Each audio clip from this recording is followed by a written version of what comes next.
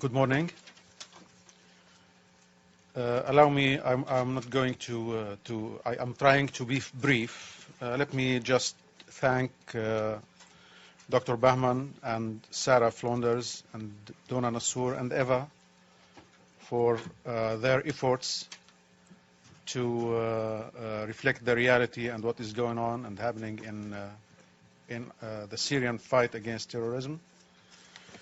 And allow me to introduce Dr. Bahman Azad.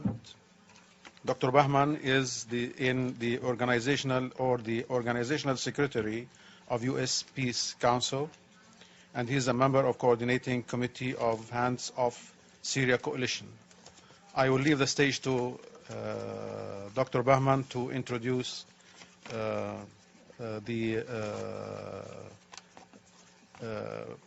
other members. Thank you very much. Thank you, Manzur. Thank you for allowing us again to have a talk with you about the misconceptions that are going on about Syria and the war that's happening. Since our last press conference here in August, there has been a lot of developments both in Syria and here in the peace movement in the United States.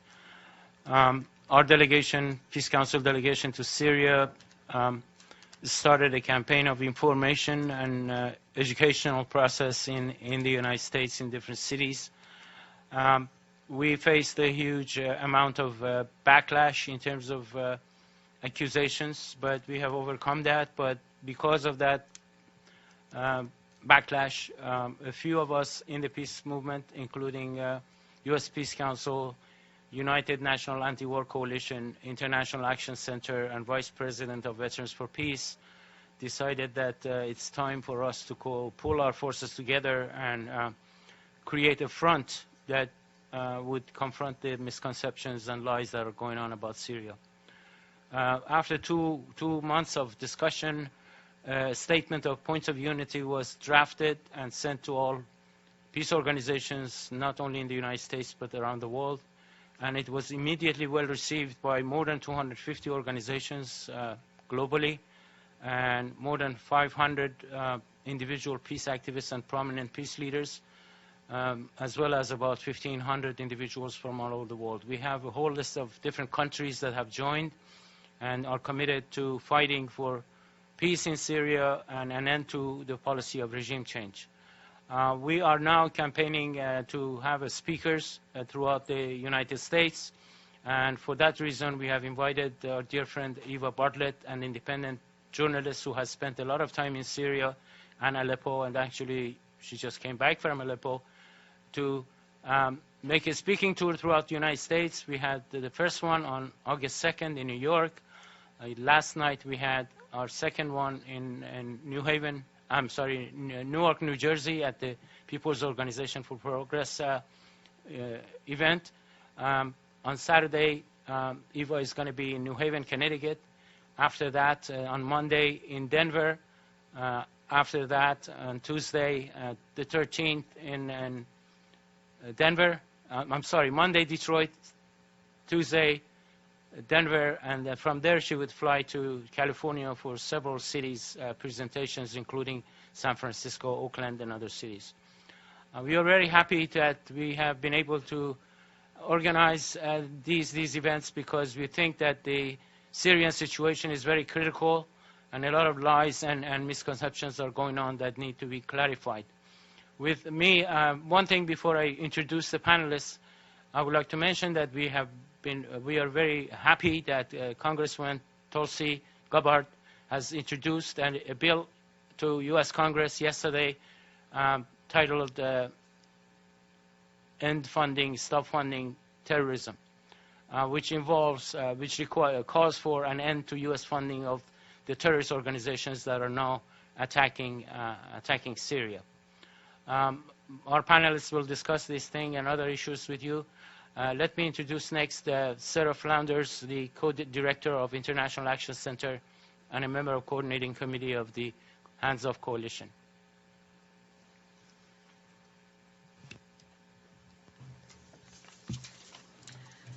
Thank you. It's an honor to be here today and speaking for the Hands Off Syria Coalition. Just to say, on my own previous trips to Syria, the most difficult thing is to come back to the United States with a message on the role of the U.S. war and the way in which the United States has instigated through many criminal alliances this war on Syria, this effort to completely destroy Syria. And so the formation of the Hands Off Syria coalition is a huge step forward in building a common understanding within the political movement in the United States of the causes of the war, the reason for the war, and the way toward peace. We're especially honored that Eva Bartlett, a Canadian journalist, and today so appropriate with what's the developments in the General Assembly, that a Canadian journalist is here to respond. The Hands Off Syria Coalition is a continuing effort to develop this basic political unity and an understanding of the massively destructive war in Syria and the way forward. And as Dr. Bahman was explaining, the 10-city tour is another step. The thousands of signers of this statement and the hundreds of organizations in the United States and internationally have signed on to what is called an urgent message for peace on the eve of wider war. And they have endorsed points of unity that I'll just raise briefly. The statement opens by focusing on the U.S. role. It says, we raise our voices against the violence of war and the enormous pressure of war propaganda, the lies and hidden agendas that are used to justify this war and every past U.S. war. We commit to working together to help achieve 4 very basic demands. 1, an immediate end to the U.S. policy of forced regime change in Syria, including respect for the independence and territorial integrity of Syria. 2, an immediate end to all foreign aggression against Syria. 3, an immediate end to all military, financial, logistical, and intelligence support by the United States, NATO, and their regional allies to all foreign mercenaries and extremists in the Middle East region. And 4, an immediate end to the economic sanctions against Syria. This policy, the statement goes on to say that this policy of regime change in Syria is illegal and is a clear violation of the United Nations Charter, the letter and spirit of international law, and the Universal Declaration of Human Rights, a very important thing to remember on the very eve of Human Rights Day. But the most important point of this unity, the hundreds of organizations who've signed, the thousands of individual signers, is a statement, and coming from here in the United States, an important reminder that it's not our business to support or oppose President Assad or the Syrian government. Only the Syrian people have a right to decide the legitimacy of their government. Only the people of Syria have the inalienable right to choose their leaders and determine the character of their government, free from foreign intervention. So with that, we go forward both in the tours, in the visibility, in the petitions, in the statements, calling for unity, calling for peace, and calling for the right of the Syrian people to their own government, free of foreign intervention. Thank you. Thank you, sir. I would like to introduce to you Dr. Donna Nassor, who was a member of the U.S. Peace Council delegation to Syria. She's an attorney and a professor at Berkeley College. Thank you, Bahman. Thank you. It's an honor to be here once again to remind everyone about the things that we saw when we were on the delegation to Syria last August. I again, had the honor to be part of that delegation, and we had the opportunity to meet with not only government officials, but NGOs, students, academics, religious leaders, civil society, business people, and we did have an opportunity to meet with President Assad for almost 2 hours during that delegation. We came away understanding that what's happening in Syria is criminal. I came back here as an American feeling disturbed and ashamed of what my government is doing and continues to do. We are heading a coalition of governments whose intent is to make the Syrian people suffer and remove their duly elected president. Syria is a sovereign nation. We have no right to do this. And we promised the Syrian people that we met with when we were there that we would come back and speak truth, and that is what the U.S. Peace Council is doing through these talks. And, you know, clearly, I think at this point, most people understand that it is not the civil war that we are being told in the media. It is a proxy war. There are foreigners and people who are being paid and supported militarily, financially, to create the discourse and the suffering that we have been seeing in Aleppo and other places. It was clear to us from the meetings that we had that most of the Syrian people support Assad.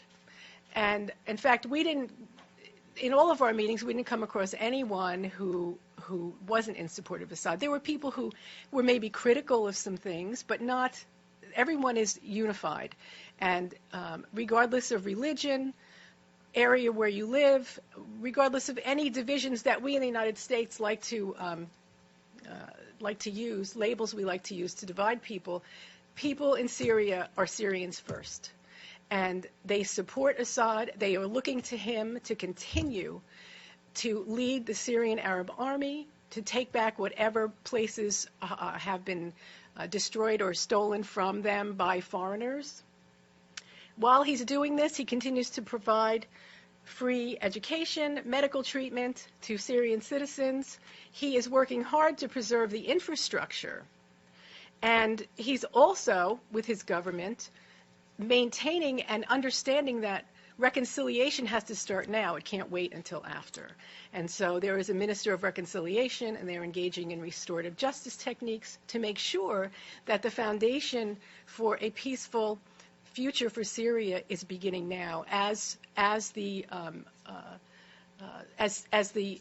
militants are laying down their weapons, they're being embraced back into society. That's something that's sort of foreign to U.S. citizens because we reject people like that. But Syrians understand that they must do what's right now to preserve their society and to look toward the future.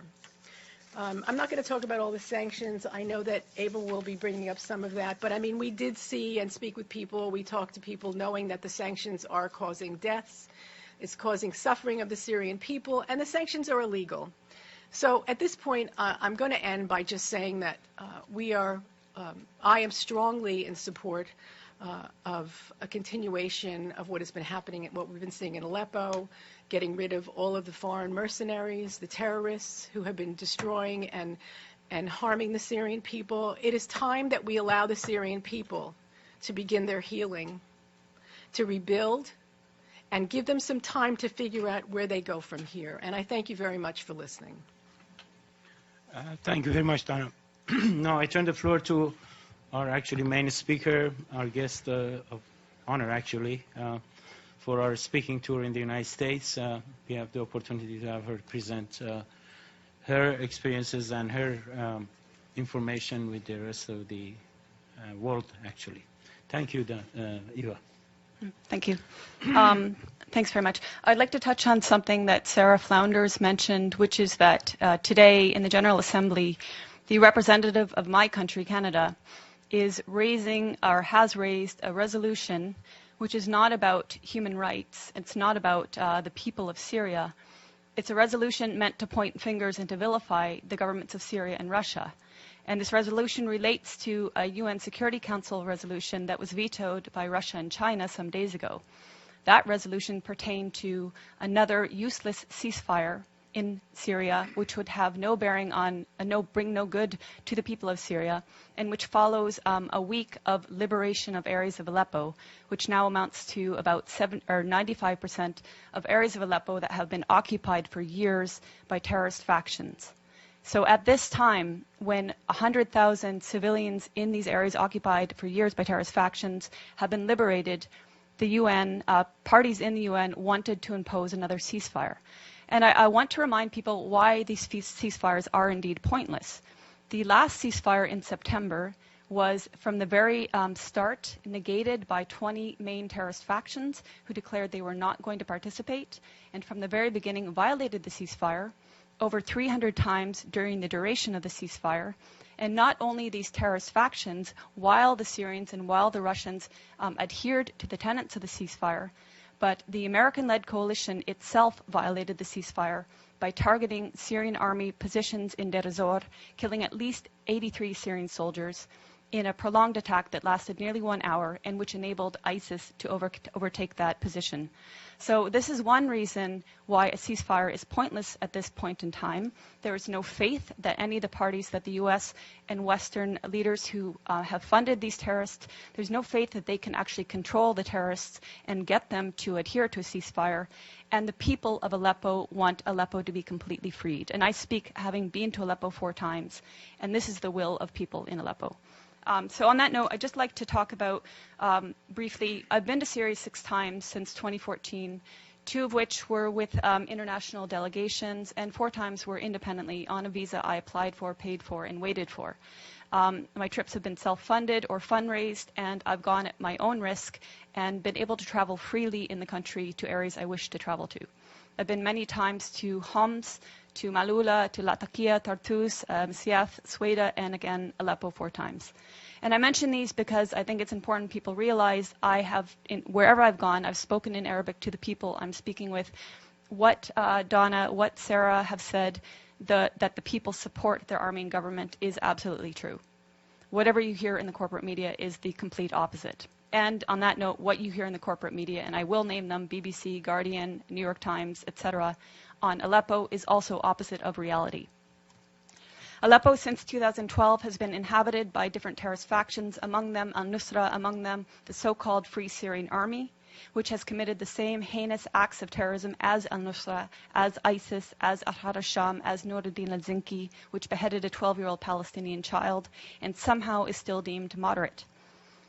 Since 2012, these areas of Aleppo, which have now recently been freed, their occupation by these terrorist factions has meant the greater Aleppo, the 1.5 million plus population of greater Aleppo have suffered sieges, denying them food and medicine. They've suffered for years a want of electricity and water, and they've suffered daily bombardment by these terrorists of mortars, of gas canister bombs, which are improvised and made locally, of water heater bombs, which are even more powerful and can level floors of entire buildings, of conventional weapons like Grad rockets supplied by the West, and etc.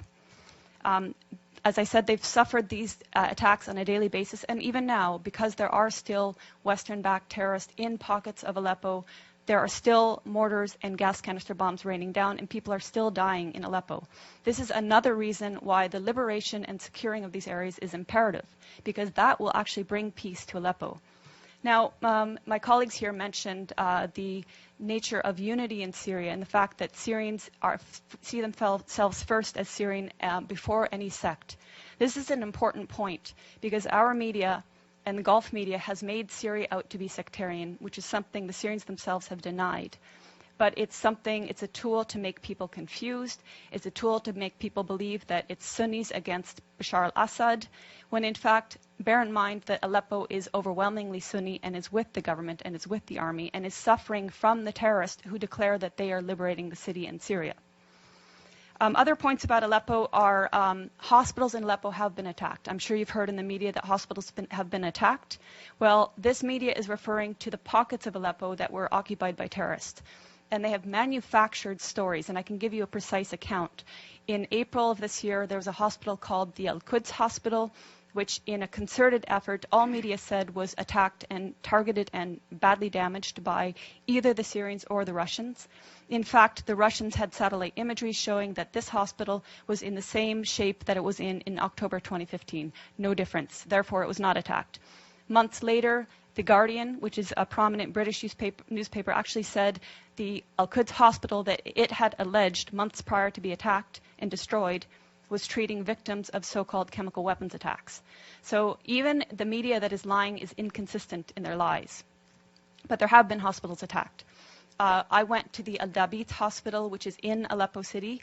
It's a maternity hospital. It was attacked on May 3rd, and 3 women were killed. You would think this would be something raised at the UN or by so-called human rights groups, but it was not. In December 2013, the Kindi hospital was attacked and destroyed. It was the largest and best cancer treatment hospital in the Middle East. It was destroyed by al-Nusra terrorist truck bombings. And in fact, in recent media reports on Aleppo, again alleging Syrian or Russian strikes on hospitals, Fox News actually had the audacity to use a photo of Al-Kindi hospital and allege that this is in eastern areas of Aleppo and that this hospital had been attacked by Syrian or Russian strikes. This goes to show how much the media has been lying from the very beginning about Syria and continues to lie. When I went to Aleppo, I spoke with the Aleppo Medical Association. They comprise 4,160 active and registered doctors. More lies in the media have said the last doctor in Aleppo, the last pediatrician in Aleppo. Of these over 4,000 doctors, 800 of them are specialists. So you can see that when the media talks about Aleppo, it's talking about areas that were occupied by terrorists. And it's completely negating the suffering and the will of the Syrian people in Greater Aleppo. When I was in Aleppo in July, I got a taste of some of the bombings by these terrorist factions. There was an explosion about half a kilometer away at Hatat Baghdad, and I don't know how many people were killed that day, but it was close enough that it was a massive plume of smoke. About 5 minutes later, an explosive bullet fired from an area occupied by terrorists landed about 15 meters away from where I was. If it had hit parked cars, I wouldn't be here speaking. A day later, a good friend of mine, his mother was killed by one such explosive bullet. So this is just a small taste of what people are suffering on a daily basis. In November, when I was there with a delegation of Western journalists, including from the New York Times, LA Times, BBC, etc., on November 3rd, there were a series of attacks throughout the day with Grad missiles, explosive vehicles, and other explosive bullets and snipings. By the end of the day, 18 people, civilians, were murdered and over 200 were injured, including critically. We were at the Al-Razi hospital, which is one of the main hospitals, and we saw the maimed people pour in. And this was just one day of many of endless days in Aleppo. On November 4th, we were at the Castello Road humanitarian crossing. This was a day that was meant to allow the people in eastern areas of Aleppo that were inhabited by terrorists to evacuate. And this was not the first time. On prior occasions, the Syrians and the Russians had opened 8 humanitarian corridors to enable people to leave. These were attacked by terrorist factions heavily. Even that day on November 4th, the Castello Road crossing was attacked, twice with mortar shelling when we were there and 5 times afterwards. Clearly, there has been political will and intent by the Syrian government and its Russian allies to enable civilians to leave, to minimize any sort of loss of human life. Clearly, the terrorists that declare themselves liberators of Syria do not want people to leave. They've been holding civilians hostage.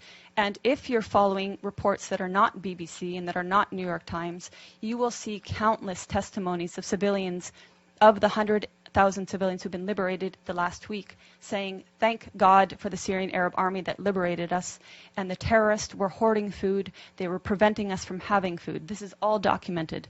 Also documented are that areas in these areas occupied by terrorists, including a school, were housing chemicals used to make chemical weapons.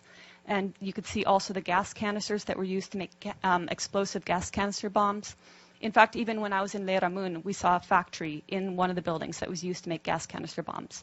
In Leiramun, we also saw evidence of the so-called Free Syrian Army that some people say doesn't exist anymore.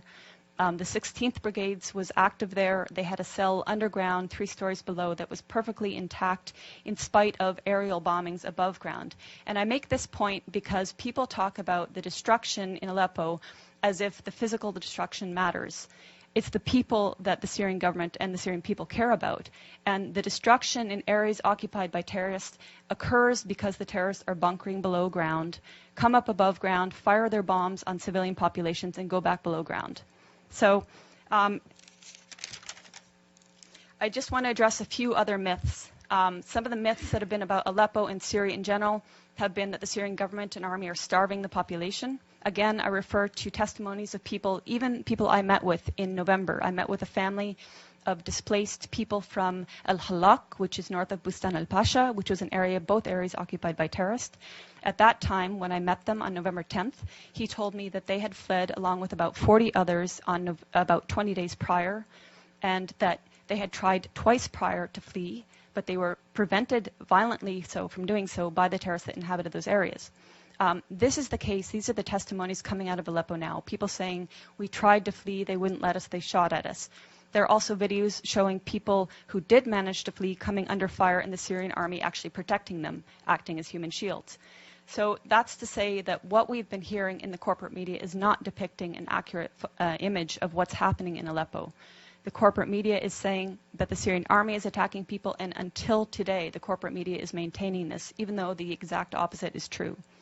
I would ask you to follow the voices of people in Syria who, like my colleagues here said, they want you to speak the truth. They're tired of lies. They're very well aware of the lies that our media is purporting and that our human rights groups are purporting. They want an end to the violence. They don't want this war to continue. They didn't ask for this war. But as my colleagues stressed, Syria is a sovereign nation. It has the right to fight against terrorism. And we know that 101 of 193 UN member states have sent terrorists to Syria to slaughter and destroy.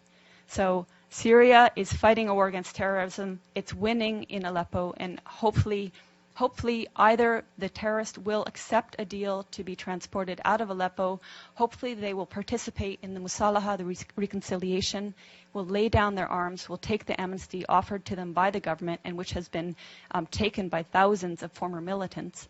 And hopefully, above all, the U.S. will stop supporting terrorism and stop funding terrorism. And hopefully this new bill will take fire, will be supported, and actually it will be impossible to fund and armed mercenaries from FSA, Ahrar al-Sham, Nuruddin al-Zinki, and all the colors in between, because they're all the same terrorists.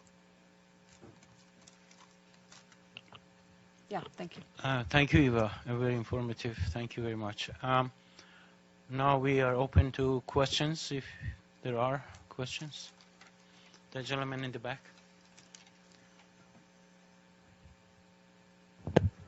Thank you very much. I'm Christopher Ronneberg with the Norwegian newspaper Aftenposten. A question or two questions for Ms. Bartlett here. As a journalist, I'm sure you can appreciate getting other impressions than empirical impressions from the ground. When you talk about the Syrian people and what the Syrian people want, how can you quantify that? Do you have any independent surveys where you can actually document that? And secondly, you talk about the corporate media, the Western media, the lies, and all of this. Could you explain what you think might be the agenda from us in the Western media, and why we should lie, why the international organizations on the ground should lie, why we shouldn't believe all these absolutely documentable facts that we see from the ground, these hospitals being bombed, these civilians who are talking about the atrocities that they have been experiencing. How can you justify calling all of us liars? Sure. Thank you. I mean, there are certainly honest journalists amongst the very compromised establishment media. Let's start with your second question. So, international organizations on the ground. Tell me which ones are on the ground in eastern Aleppo. Yeah, okay, I'll tell you, there are none. There are none. These organizations are relying on the Syrian Observatory for Human Rights, which is based in Coventry, UK, and which is one man. They're relying on compromised groups like the White Helmets, which, let's talk about the White Helmets. The White Helmets were founded in 2013 by a British ex-military officer. They have been funded to the tune of $100 million by the US, UK, and Europe, and other states. They purport to be rescuing civilians in eastern Aleppo and Idlib, yet no one in eastern Aleppo has heard of them. And I say no one, bearing in mind that now 95% of these areas of eastern Aleppo are liberated. The White Helmets purport to be neutral, yet they can be found carrying guns and standing on the dead bodies of Syrian soldiers. And their video footage actually contains children that have been recycled in different reports. So you can find a girl named Aya who turns up in a report in month, say, August, and she turns up in the next month in 2 different locations. So they are not credible. The SOHR is not credible. Unnamed activists are not credible. Once or twice, maybe, but every time, not credible. So your sources on the ground, you don't have them. As for your agenda, not your, but the agenda of some corporate media, it is the agenda of regime change. How can the New York Times, I was reading it this morning, or how can Democracy Now!, which I was reading the other day, maintain until this day that this is a civil war in Syria? How can they maintain until this day that that the protests were unarmed and nonviolent until, say, 2012? That is absolutely not true. How can they maintain that the Syrian government is attacking civilians in Aleppo when every person that's coming out of these areas occupied by terrorists is saying the opposite? So that's with regards to your question on lying Western media. How do I quantify the support of the Syrian people? The elections. In 2014, the Syrian people held elections. The voter turnout was 88%, including people in Lebanon, where I was during the elections in Lebanon, which were actually ran for 2 days, extended hours, people walking for kilometers to reach the embassy, including people who flew from their own countries like mine, which has criminally shut the Syrian embassy so that Syrian people have no rights, and including people within Syria who braved a torrent of terrorist mortars and missiles on election day. And yet, voter turnout rate was something like 88%, I believe. And then the election, the results were 78, I believe. I think Tim Anderson gives you the opposite. Okay, I might get the turnout wrong. So the results. 74 was the participation. 74 participate, 88. Okay. Anyway, the point being, overwhelmingly, the people support President Assad. That's based on elections, based on my own travels. Okay, so that's subjective. But as I said, I've traveled around Syria, talked with people of all faiths, all walks of life, and there are people that want change in the government. We're not pretending they don't want change. Everybody wants change. But in terms of support of the government, the point is they don't see President Assad as the problem. They see the problem as terrorism. They see elements of problems in the system that they have there. But President Assad, they don't see as the problem. They actually overwhelmingly support him. So I'm basing it on their choice in their leader, and I'm basing it on my interactions with people in Syria and Lebanon. Okay, my name is Renzo Cianfanelli of RCS, Corriere della Sera Group from Italy. I have been a few times, in the area. I have been covering wars for the last 20 years. It's true that the first victim of a war is truth. And I have seen this in Chechnya, in Iraq, Sarajevo, and in Syria. Having said that, I have been watching last night the Russian television and news. Now, they are allowing for the fact that the media in Russia are state-controlled, and so they try to massage the truth. But what they say is that Aleppo is about to be liberated. They have been showing pictures of Russians, demining units, clearing the mines, distributing food, and the picture is totally different. Now, I'm not pro-Russian, but I live there, and I don't believe that a single line or any second of TV time has been shown in this country, portraying this kind of picture. So I would ask the panel, what do you make out of this? What is the actual truth? Those not only from Russian media, but from Syrian media, and from people, even independent people who are in Syria, are saying the same things. Let's remember that it was thanks to Russian aid, which was welcomed by the Syrian government, that Palmyra was liberated after something like 10 months of occupation. And how was Palmyra occupied? The U.S.-led coalition turned a blind eye as terrorists of ISIS sped through the open desert to attack and overtake Palmyra.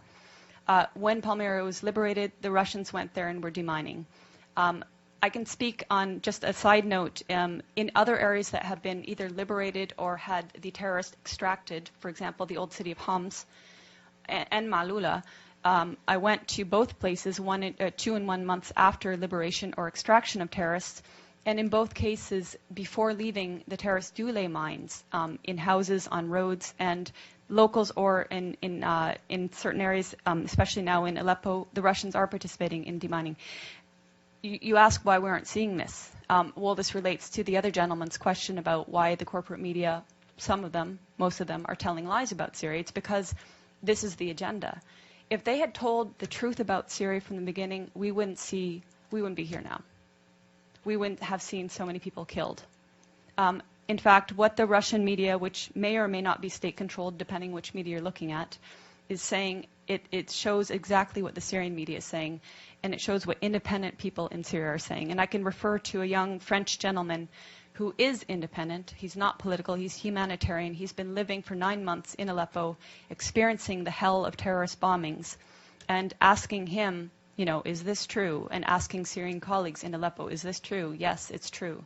So unfortunately, very unfortunately, our media and certain human rights groups like Human Rights Watch, which likes to tweet images from Gaza and say it's Aleppo, they're not going to tell the truth about Syria. Thank you. You go ahead. Sure. Matthew Lee, Inner City Press. I wanted to start. Obviously, there's juggling a lot of things. Not only the meeting on Syria and the GA, but there's one on North Korea. So I actually wanted to ask if any of you are willing to compare both the media coverage and sort of UN action on Mosul and Iraq and Aleppo. Both are on the agenda of the Council. And even if you're able to, the way in which both the media and the UN are dealing with the conflict in Yemen, which gets almost never mentioned here. So, and then you may have said it while I was in transit, but the role of Saudi Arabia and Qatar in funding groups. I don't know if in the course of your reporting, what you came across on that. Thanks a lot. Thanks, Matt. Sir, you want to respond to this?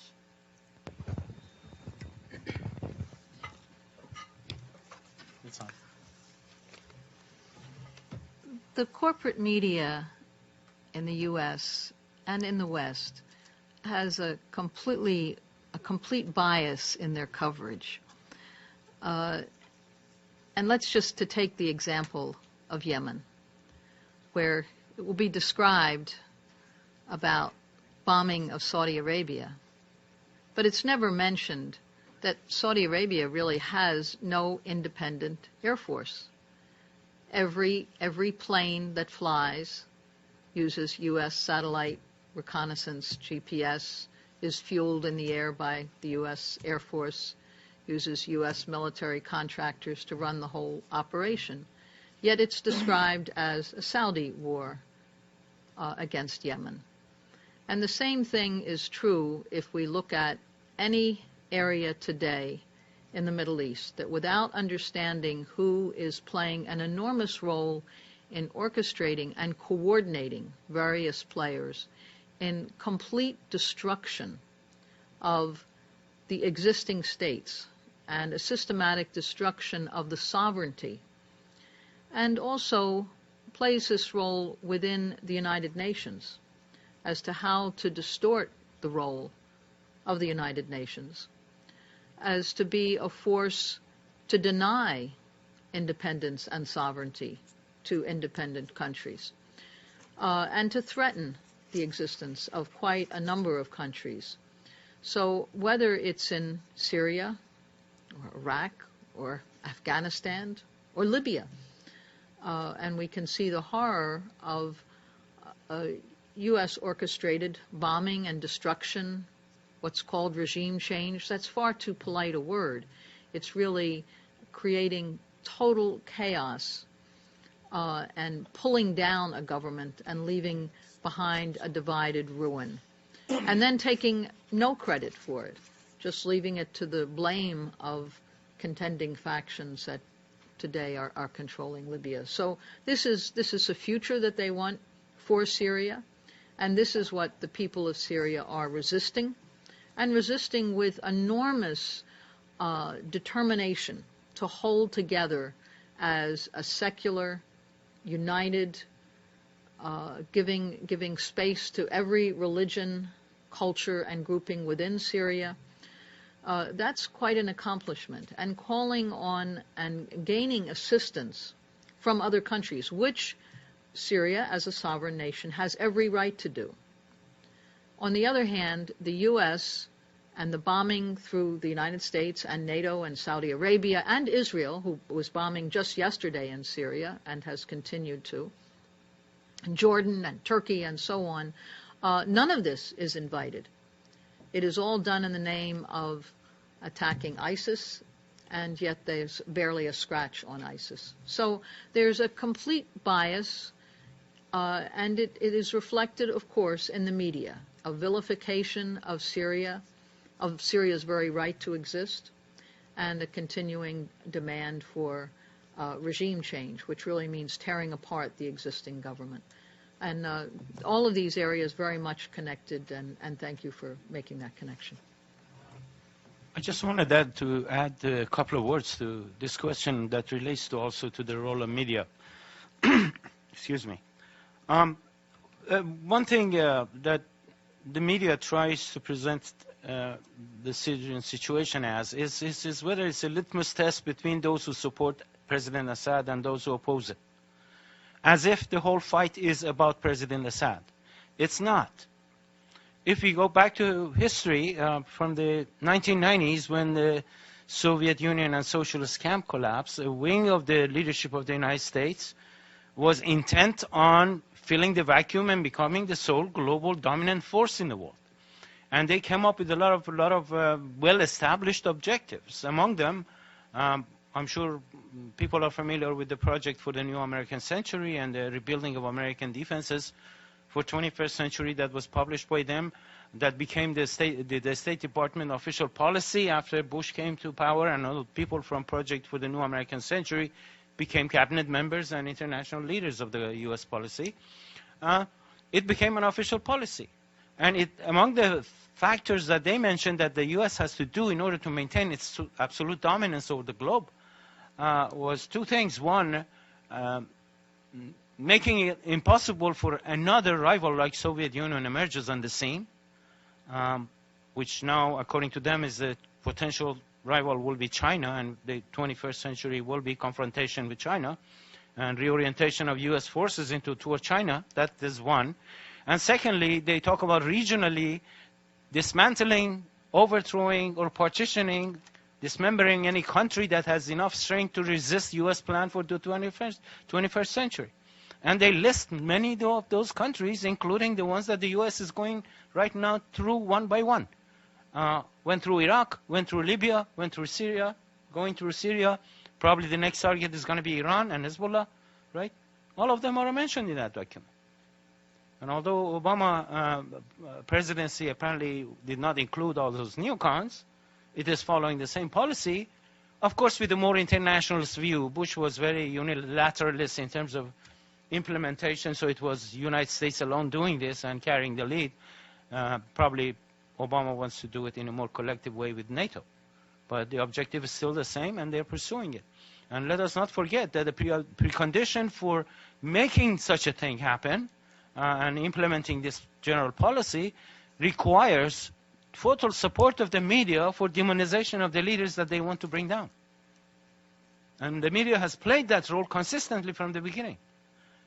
And that's what they're doing. And what Eva was describing and Donna was describing and others is testimony to this integral role of the media in this imperialistic project that is going on.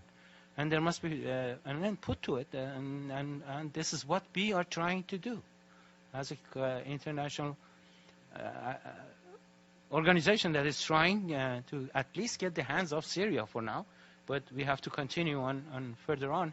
And we are very happy, once again, I would like to repeat that Congresswoman Gabbard has introduced this bill that really puts this on the agenda of ending funding for all terrorist activities that are being supported by the United States. And we call upon the whole world peace movement to really support such a campaign. Eva, you want to add something? On that note? Anything. Well, yeah, I mean, there are some points I didn't address because I did want to leave time for questions, but before, the focus, which is now rightfully so on Aleppo, a lot of the focus over the years has been on refugees. And media hasn't been talking about the internal refugees, which number 6 million. And this whole people are running from President Assad narrative doesn't jive when you consider that. And again, I can give you personal anecdotes of meeting many of these refugees that have fled from Aleppo to Latakia because they were fleeing the terrorists the West has sent to them for, freedom and democracy. 6 million internal refugees that are being housed in areas like Latakia, Tartus, Jebele, Damascus, Sweda, refugees coming from all parts of Syria. And this is very important because they're been given housing, and their children are still being sent to school. They're being given medical care. And the other point I wanted to touch on, which Donna mentioned, and Sarah mentioned, are the criminal sanctions. Because, the nations that have imposed these sanctions claim it's supposedly against the Syrian government. But it is the Syrian people who are suffering. They're suffering from want of basically everything, but particularly medications and equipment in hospitals. So, for example, in hospitals, vital life equipment and, scanning machinery that need technicians or replacement parts are not getting it. And that means the people are not getting the therapy they need, and in some cases dying as a result. And the sanctions affect the economy, and the economy is devastated by 6 years of war on Syria and by the sanctions, because now exports are impossible to most nations and imports are impossible by most nations. So the sanctions is something that, again, if people really cared, because the whole theme about Syria is we care about the people of Syria. So if you really care about the people of Syria, first of all, report truthfully, and second of all, lift the sanctions. I just want to add something about the sanctions. We know they're not getting medicine. We know that they're not getting equipment. We know that medical treatment is compromised. But sanctions have another devious result. And that is that when businesses close because they can't get the equipment and they can't get the product and they can't sell, people become desperate. And when they become desperate, they're more likely to do desperate things, such as possibly joining the militants because they'll get a paycheck. So we don't often think about that when we think about sanctions, but I think that's a very important point to consider, that sanctions are not just what you see from the outside and the medical treatment, but there are other more devious and deeper issues that manifest because of sanctions. Go ahead, Sarah. I wanted to add a point also on the sanctions, because the sanctions on Syria actually predate the war in Syria. The first U.S. sanctions in Syria began 1998, and then onerous sanctions on Syria 2003, at the time of the U.S. war in Iraq, the invasion, the occupation, and reaching even more extreme forms, of course, in 2011. But really, each time meant to create shortages, impede development, and the other point I wanted to add is just very important that Eva described the centers for the displaced, because overwhelmingly the more than 6 million displaced within Syria are taken care of by the government. And the centers that I saw for the displaced was probably the most impressive thing. That it's not, you could visit so many countries and see the sheer number of children begging on the street, completely destitute, no one taking care. And in Syria, in the midst of war, the displaced are housed in schools, in community centers. It might be a family in each classroom, and there in the cafeteria runs a health clinic, and there are classes for the children, and there are after-school programs that university students come and run, and mentoring programs. I had never really seen anything like that in a time of war, and have visited other countries in the midst of war. But this effort by the government to in every way not just provide food, but provide for the health, for the healing of the population, providing psychological counseling, and especially providing these mentoring programs for the children. I was very impressed. I was really moved by the daycare programs, programs for women to learn skills. All of this takes place in the centers for the displaced. And it shows why people in Syria, their homes utterly destroyed, driven out and in fear, would turn to the government for help. And a government that under sanctions still provides meals and paychecks and health care. That is what the effort to destroy Syria is all about. And I think right here, for all of us who are fighting in the U.S. for health care and for jobs and human needs, we need to look at, in the richest country of the world, the inability here and the determination, even under war conditions, to provide this in Syria. Thank you, Sarah. I guess our time is up. I would like to thank everybody who came to listen to us, and also our panelists for their great contribution. Let's join hands to end all wars, and including especially the war on Syria, which is unjustly imposed. Thank you very much. I will ask you also to make note of handsoffsyria.net.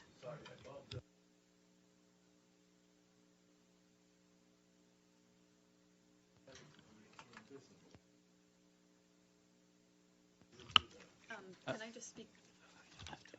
Well, he's asking, do we have time to answer? Or? Yeah, go ahead. I mean, one thing I'd like to note very briefly is that the United Nations repeatedly efforts to silence the Syrian ambassador when he's speaking about the country in question. So that's one thing. You would think that the country in question would be given a priority, but it's not. On many occasions, Ambassador al-Jafari has been silenced by having his video feed cut or his microphone cut. That's one aspect of it. Yeah, the resolutions. I mean, the resolutions that get ignored. Now, Representative Gabbard has introduced this resolution. There are so many resolutions before that make it prohibited to send weapons to terrorists in Syria, and they've all been ignored. 2253 is one of them. There are many before that. So, yeah, the fact that the UN these resolutions can be passed but totally ignored, that's another aspect. Thank you very much.